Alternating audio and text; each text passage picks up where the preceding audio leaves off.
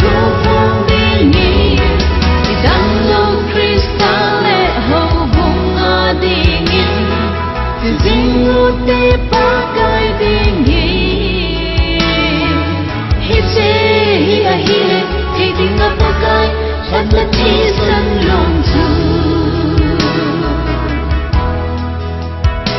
đừng chết na phát bay bay ding a hi ta sam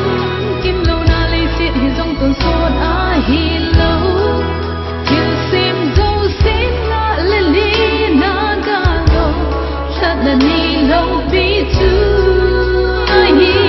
na sam môi ki pa na thu phong đi gay sang lo vino ha da ki khel ma hi ki khel ngai lâu a mi te pui ba tu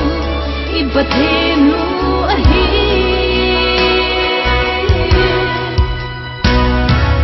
Christian ang gande te lai hi ve ma no in nei ko chang na thu phong đi nghỉ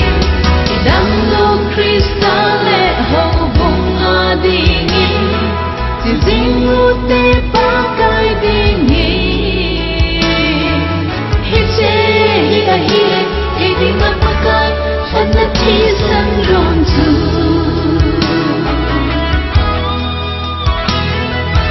từ đâu càng lên rộn thì lên sân phố nghe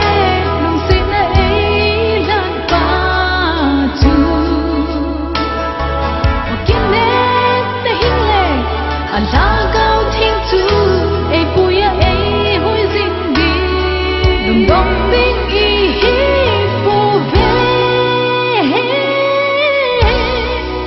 Christian khăng đông tên chỉ lại y hi về và nỗi này câu dầm là thu